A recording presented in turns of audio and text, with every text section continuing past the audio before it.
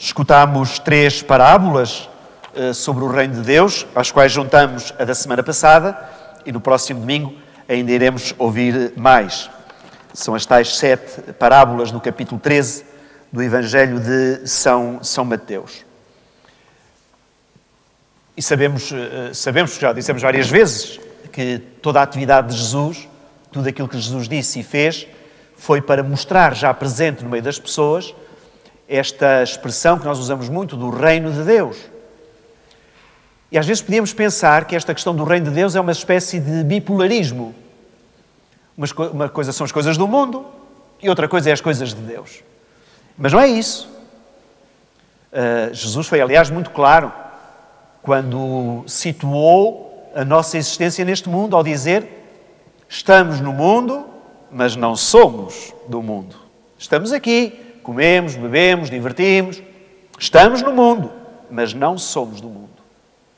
Então, quando nós ouvimos falar desta expressão do Reino de Deus, não é umas vezes acedermos às coisas do mundo e outras vezes acedermos às coisas de Deus, mas é aqui um esforço por transformar o nosso mundo com os valores de Deus. Isto é que é trazer o Reino de Deus para o mundo presente. É vivermos estes valores que Jesus nos transmitiu, vivê-los, transmiti-los, e o nosso testemunho há de ser de tal maneira contagiante que cada vez mais nós possamos ver sinais da presença de Deus, transformadores, não só da nossa vida, como da vida do mundo em que vivemos. Porque todos nós percebemos que um mundo sem Deus é um mundo mais desumano, um mundo sem Deus é um mundo menos fraterno, um mundo sem Deus é um mundo menos justo, um mundo sem Deus é um mundo com menos paz. E somos nós, os filhos do reino, expressão utilizada por Jesus, que devemos então trazer para este mundo estes valores de Deus, estes valores do reino, que, como digo, são transformadores não só da nossa vida, mas também do mundo em que nós habitamos.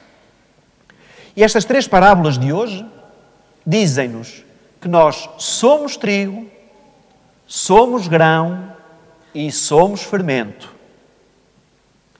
E estas 3 parábolas falam-nos daqui de uma esperança de excedermos aquilo que já somos. Há aqui um excesso daquilo que já somos. Quando nós lançamos um grão de trigo, quando chegar à altura da ceifa, não vai sair um grão de trigo. Vai sair uma espiga com não sei quantos grãos de trigo. Quando nós plantamos ou semeamos um grão de mostarda, vai sair, como Jesus diz, uma árvore. E dessa árvore espera-se que saiam grãos de mostarda. Não só para os condimentos, mas também para voltar a semear. E o fermento é a mesma coisa. O fermento tem a capacidade de dobrar a massa onde ele entra. Portanto, quando nós ouvimos estas parábolas, nós somos o grão de trigo. Nós somos o grão de mostarda. Nós somos um fermento. Somos um grão que, como digo, se multiplica, um grão de trigo que se multiplica, um grão de mostarda que se transforma numa árvore que dá fruto, abrigo e sombra. Vejam lá a utilidade da árvore. Dá fruto, abrigo e sombra. E somos fermento que vai fazer levedar a massa para poder dar bom pão. E então, as 3 parábolas dizem a cada um de nós, filhos do reino, sê útil, sê fértil, dá fruto. Não fomos criados para a esterilidade, fomos criados para a fertilidade. E os filhos do reino têm que saber ser úteis neste mundo, têm que saber ser férteis neste mundo e têm que dar fruto, porque é o que se espera de uma boa árvore. Se nos lembrarmos daquela parábola da figueira, que Jesus passa e não encontra figos e diz: é melhor arrancá-la, que se não dá frutos não serve para nada. Nós estamos neste mundo para dar fruto e não para sermos estéreis, nem darmos a comer os frutos dos outros. A parábola do trigo e do joio faz-nos tomar consciência de 3 coisas. Primeiro, não somos nem pretendamos ser ceifeiros. Não somos ceifeiros. Há aqui, todos nós sabemos, muitas vezes, que a precipitação acaba por dar mau resultado. Não é preciso ir à vida dos outros, olhemos para a nossa. Quantas vezes nos arrependemos de certas coisas que dissemos, de certas atitudes que tomámos, porquê? Porque nos precipitamos. Se fosse agora, se eu soubesse. E este é um problema grave da nossa sociedade atual, mas também dos filhos do reino. O sermos precipitados. É uma das coisas com as quais eu sofro e das quais eu me sinto vítima. Da ansiedade dos outros. As pessoas entraram num mundo de ansiedade tal que não a controlam e passam-na para os outros. Esta falta de paciência, a exclusão sem mais, o termos que estar ali. Às vezes as coisas nem acontecem e já estamos a prever se acontecer, se não acontecer. Às vezes o problema do tempo, não sei se repararam, e os avós servem bem para isso, não é? Não é só porque têm mais tempo, mas porque nos ensinam a termos aqui alguma paciência. As pessoas hoje perderam a paciência, tem que ser tudo respondido na hora, não é? Às vezes se não responde em tempo útil, e tempo útil é 1 minuto ou 2 minutos a uma mensagem, estão a reenviar a mensagem ou estão a ligar a perguntar se nós recebemos a mensagem. Não damos tempo.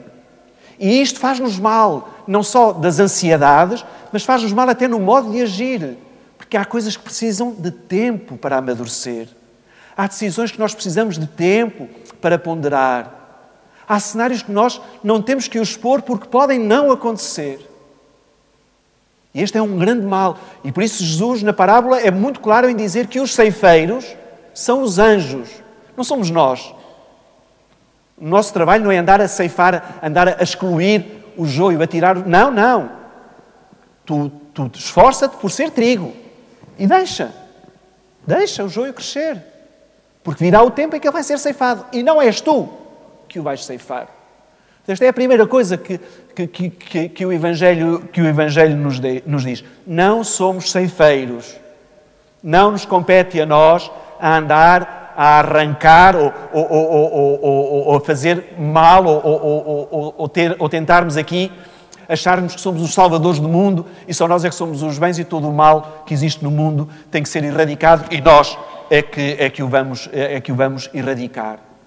Nós só podemos combater o mal fazendo o bem. É aí que nós entramos. Se me batem e eu bato, eu estou a devolver o mal com o mal.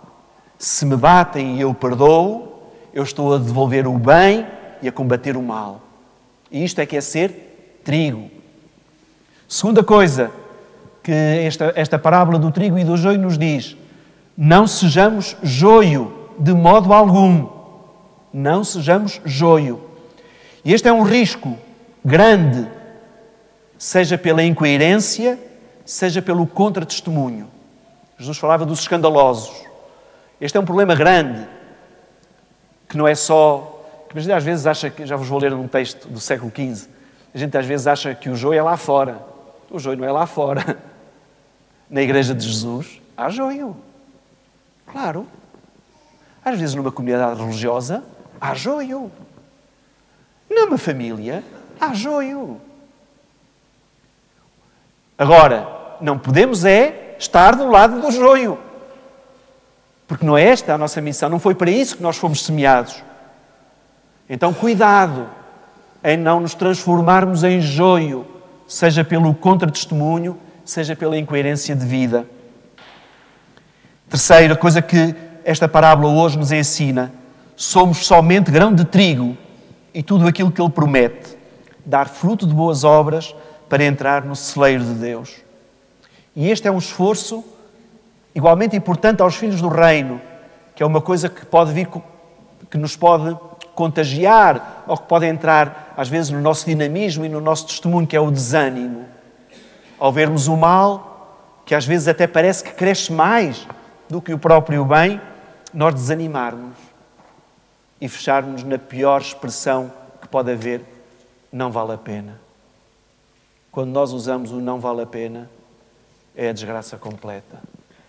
Aprendi isto nas aulas de ética, com uma professora que nos dizia, nós, tudo seminaristas, assim, para padres e para religiosos, e digo, nunca usem a expressão não vale a pena, porque a pena já vale tão pouco. Se nós dizemos não vale a pena, a coisa já está condenada. Mas nós, diante de algumas situações, porque desanimamos, porque não temos esperança, porque não vemos o mundo com os olhos de Deus, acabamos por entrar neste não vale a pena. E desistirmos das pessoas, desistirmos de fazer o bem, porque afinal o mal é tanto neste mundo que nós não conseguimos nunca melhorar isto. Cuidado com este desânimo que às vezes nos faz paralisar e não dar fruto como é esperado. Em 1492, século XV, um noviço dominicano, portanto, entrou no convento há pouco tempo e sentiu-se muito desanimado. Porque julgava que tinha entrado no céu, julgava que ia viver com anjos, mas a realidade era outra. Então escreve uma carta a este dominicano, Savonarola, um grande homem do século XV, não só na ordem dominicana, depois até foi condenado pela Inquisição e morto. Já contei a história de quando lhe foram raspar as mãos, a dizer que o desvinculavam da igreja militante, em que ele diz, tu, autoridade sobre a igreja militante, podes tirar-me agora sobre a igreja triunfante, não tens poder nenhum. É este dominicano Savonarola, que demorou alguns meses a escrever a este noviço. Eu também era um bocado impaciente, o noviço, demorou, e o Savonarola, na carta, pede desculpa por escrever tão tarde. E nesta carta que ele escreve a este noviço de resposta, um bilhetinho, sem falar do trigo e do joio, escreve uma carta a dar-lhe ânimo, fazendo perceber que o trigo e o joio é uma realidade que temos que aceitar. Então vou ler aqui só, não vou ler a carta toda, vou ler aqui só 3 excertos desta pérola que nós temos, dominicanos, da carta de Savonarola a um noviço descontente por não viver entre anjos. Diz ele assim, meu filho, viver bem consiste em fazer o bem, suportar o mal e perseverar assim até à morte. Já viram? Coisa simples. Fazer o bem, suportar o mal, ser fiel até ao fim. O tal desânimo que a gente às vezes desiste. Quem poderia viver mal entre os santos, a não ser um perverso ou quem está totalmente privado da graça de Deus? Não há muito mérito em viver com os bons. Não digo porque sejam maus aqueles com quem vives. Pelo contrário, são bons, mesmo que algum seja imperfeito. Mas para evitar todos os maus, teríamos de sair deste mundo. É certo, saíste deste mundo e pensavas que entravas imediatamente no paraíso. Mas não. Entraste na antecâmara do paraíso. Ainda não entraste no paraíso. No mundo, vive-se entre escorpiões. No convento, vives entre perfeitos, entre espertos e entre imperfeitos. Mas não vives entre malvados. Grande homem, Savonarola. Depois, finalmente, como podes pensar que exista neste mundo uma casa sem maus? Enganas-te, irmão, enganas-te. É uma grande tentação preparada com astúcia pelo diabo. Portanto, procura a paz, vai ao seu encontro, caminha diante do Senhor e humilha-te sob a mão poderosa de Deus. Trata de colher a rosa entre os espinhos. Estima o outro mais do que a ti próprio. E, finalmente, quando vires alguma coisa de que não gostes, pensa que se fez com boa intenção. Muitos são melhores interiormente do que aquilo que parecem. Conclusão disto tudo. Somos trigo, somos grão, somos fermento. Não somos anjos, somos humanos. Mas humanos moldados por Deus. Como nos dizia a primeira leitura. Moldados por Deus, que nos ensina a sermos profundamente humanos, sensíveis uns aos outros e capazes de arrependimento e de perdão. Que assim seja.